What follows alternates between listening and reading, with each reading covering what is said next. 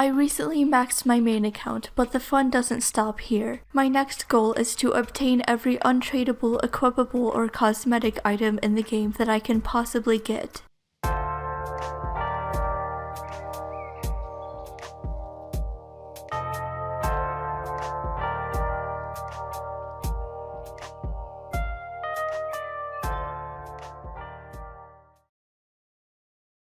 Hello, I'm back with another Max Fashionscape video. Last video I got all 3 tiers of mining gloves, and these ones look very nice with the Prospector outfit. However, this video I'm gonna get into some more mining, and I'm gonna be going for the normal mining gloves sort of matching set, and what I mean by that is the gold prospector outfit, and to get that of course you have to mine shooting stars. Although you can't be like constantly mining them, they just happen to fall at like certain times throughout the day, so I'm probably just gonna be doing like some money makers in between because I really need to save up money, mainly for the Fashionscape grind, because if I want to be efficient, that's gonna require using a cannon and using up a lot of cannonballs. Otherwise it's like kind of a waste of time to go for the Fashionscape without a cannon.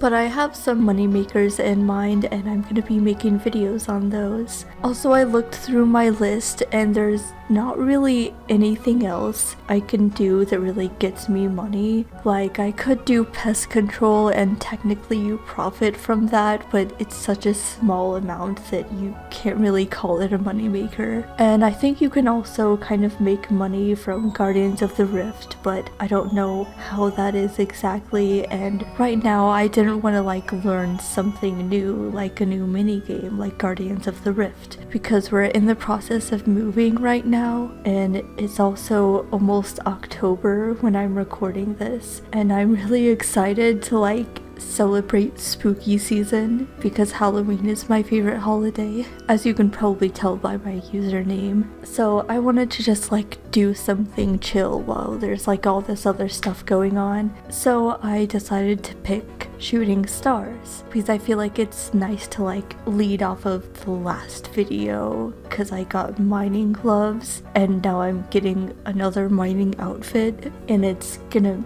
hopefully match the mining gloves that I got. I feel like they're probably like a different yellow, but oh well. Also, I've done shooting stars before a little bit on my group Iron Man, so it's something that I'm pretty familiar with, but it's like really easy to figure out anyway. First of all, in order to start mining shooting stars, at least on my own, which is what I would prefer to do because I'm pretty sure you get more dust that way. Anyways, I need to make a telescope, and I'm building the mahogany telescope, and this is a lot more accurate than the lower tiers. It's not completely accurate, but it can determine the rough landing location of a shooting star with an accuracy of 2 minutes. So it'll be like within 2 minutes of the time that it says on the telescope. So here it says a star will land in 14 to 16 minutes. So it could be anywhere between those two options. So shooting stars land approximately every 2 hours in every single world, but it's different for each world. It seems like the majority of them land like around the same time.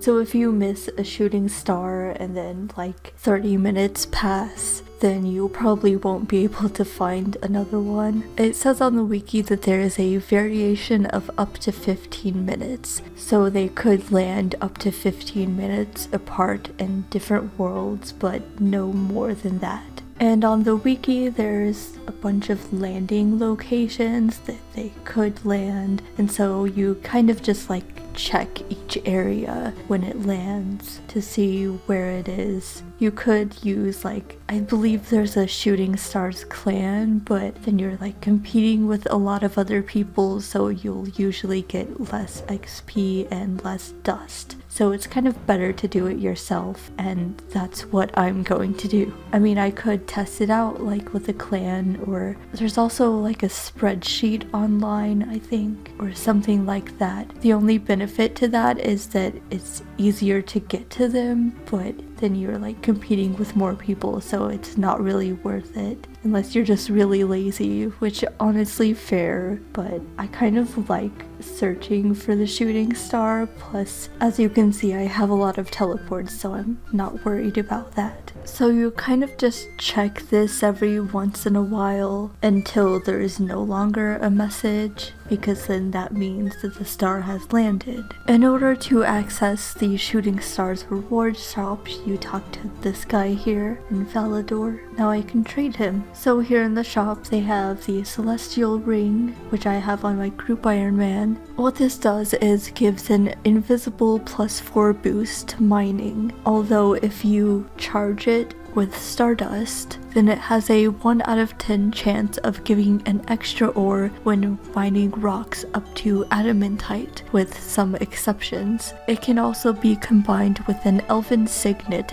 at a singing bowl to create the celestial signet, which just combines the effects of both. And then there is the star fragment, and this is what I'm mainly going for. I don't think I really need the celestial ring, so I probably won't get it. So the star fragment is the thing that recolors your prospectors, and you need one for each piece of the outfit, so you need a total of 4, which costs 12,000 stardust in total. And then there's also just some other stuff if you happen to have extra stardust that you won't use for buying the more important things. I do already have another prospector outfit in my bank, so I don't have to worry about getting that. I imagine there's probably some like efficient way to have like certain teleports in your inventory and on you whenever you're doing shooting stars, but it's not really that important because you're gonna be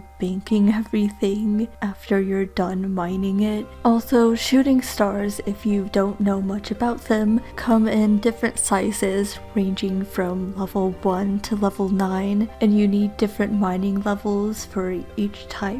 So level 1 you need level 10 mining, 2 you need 20 mining, and tier 9 you need 90 mining. It's pretty simple. You can find out how big the star is by right clicking and prospecting it, just like any other type of rock. And so you just mine whatever tier you got, because it's pretty random, until you mine it all the way down, and then it goes to the next level. So if it starts at level 8, then it goes down to 7, and then it goes down to 6, and so on until it goes down to 1, and then after that it's gone. And the lower levels are more likely to land than the higher tiers for the most part. It seems like tier 4 is the most likely to land for some reason, and it's literally impossible for a level 1 star to land, just like on its own. So at least you don't have to worry about getting a tier 1 star and then not getting much from it. But of course, ideally, if you do have 90 mining, then ideally you would get a size 9 star, because then you have a lot more to mine. Well, it looks like the star has landed, so I'm gonna go look for it now. So I remember it was somewhere in Mistlin, so there's all these places it could be, and there's conveniently a little map link, so I can just see all of the spots here, and so I can just go to them, or specifically the red ones, because those are Mistlin. It's very neatly color-coded, and I found it. I guess there's someone else here already. It's a size 5.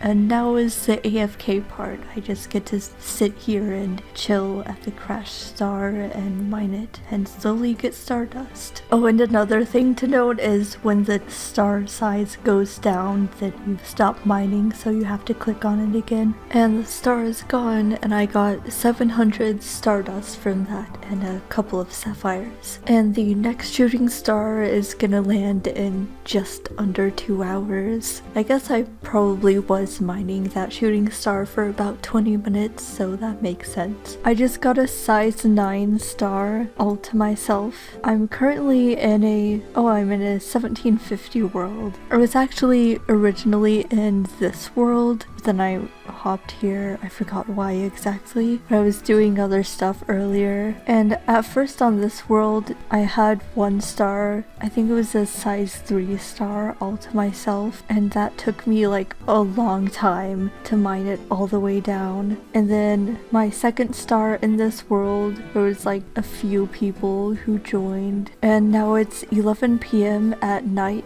in my time zone at least, and I'm in like this obscure world, so hopefully I can have this completely all to myself and no one joins, because I'm really curious like how much XP and how much stardust I get from a size 9 star all by myself. It is now almost 2 hours later, and I just finished the star with 1500 stardust. Well, my XP per hour wasn't really great, just 32k XP per hour. Not terrible though, but the stardust is really nice. There is this spreadsheet online that tracks some of the shooting stars in a few different worlds, and I figured I might as well use it. So there's one in Mauritania right now that just landed, so I'm in the world for it, so I'm gonna try to find it. Oh, I found it. I'm the first person here. I just wanted to test this out.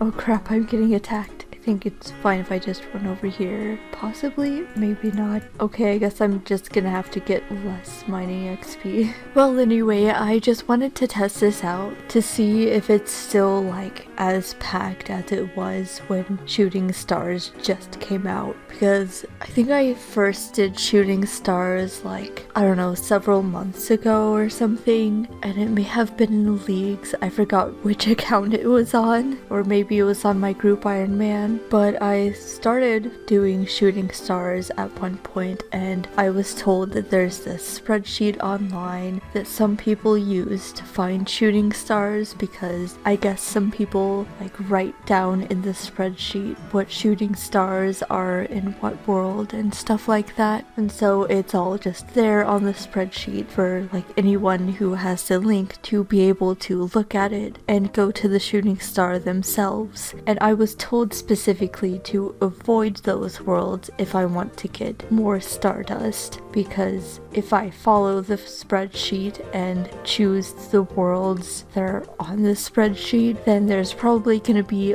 a lot of other people. Oh, there's the first person actually. But it's been a while since Shooting Stars first came out, so I imagine it's like less popular than it was like months ago, so maybe there's less people following the spreadsheet or less people doing shooting stars in general. And I believe there's also a plugin which I also want to test out just to like see how it is, even though I'm sure tracking shooting stars yourself is really the best option if you want to get as much stardust as possible. But yeah, I'll sit here and see how much stardust I get. Well, the star is gone. I think some people may have left. There was like quite a bit of people here, not like too unmanageable, but I got 672 stardust in that entire time. Oh, I kind of just completely forgot that there is this shooting star plugin that just tracks what you put in here. So I just observed my telescope and it put the information in here, so now it's just like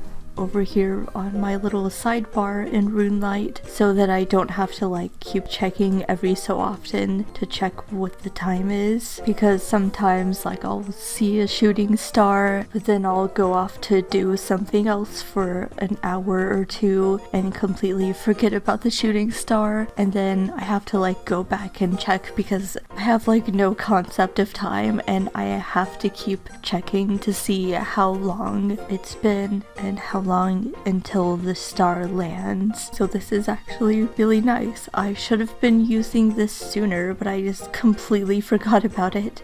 I don't think there actually is a plugin on RuneLite that tracks shooting stars similar to the way that spreadsheet does, like from other people. So I guess you either have to use the spreadsheet, or there's also a clan chat. I might check that out actually. I believe the CC is Star Miners. I'm not sure if anyone like calls out in the CC where a shooting star is. I know there's also a Discord server that's like associated with the CC, but I don't know if I want to join that. I'll just kind of go do something else and wait for someone to call the star. Looks like the stars are being called out now because it's been a couple of hours, so a lot of stars are landing now. So I'm gonna test this out. There's one in 356. Here it is. Oh, it's size 3 now. It looks like there's a lot of people here, so I'm sure I'm not gonna get much stardust. Star is gone and there's a lot of people here, and I just got 300 stardust. There's a lot of stars being called, and yet there was still like a lot of people here in this like random one that was like kind of in the middle.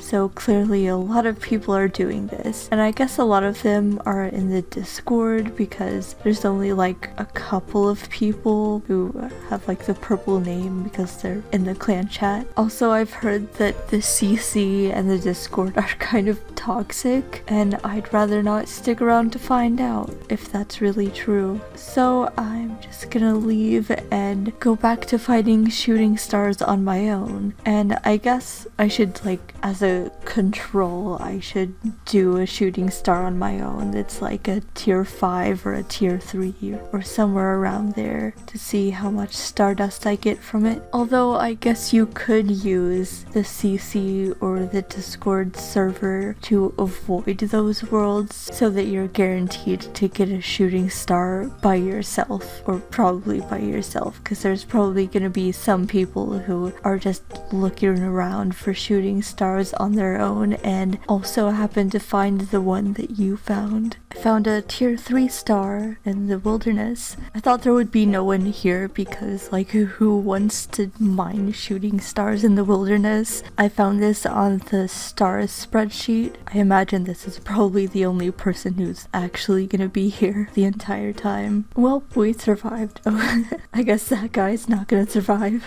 Anyways, I made some friends, so that was fun. Anyways, I still really want to get a star to myself so that I can see like how much I would get if I was mining a star by myself versus how much stardust I'd get from mining a star with like a bunch of people, because that's been like the last few stars that I've done. I've been like with a lot of people, so I'm gonna keep trying. I'm really close to being able to buy everything I need though. Okay, I found a size 4 star in a really inconvenient place. Hopefully I don't struggle a lot here, but I imagine there's probably not gonna be very many other people coming here because this is a 2.2k world and it's just in a really awful place. I don't see why anyone would want to come here instead of just like hopping a couple worlds and finding one somewhere else in a safer area. But then again, I kind of thought the same about the wilderness one, and there ended up being a lot of people there.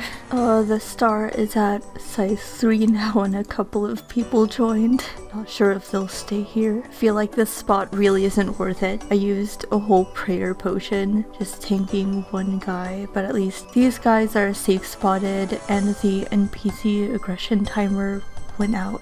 So at least I'm not gonna be aggroed anymore. But yeah, this spot sucks. I already have over 300 stardust just from the size 4 though, doing that by myself. Thank you for protecting me. Damn, I got almost 1,000 stardust just from that one star with like 3 other people at the end. I now have 1,300 stardust, so that's more than I actually need. I only need 4 pieces to recolor the whole Prospector outfit.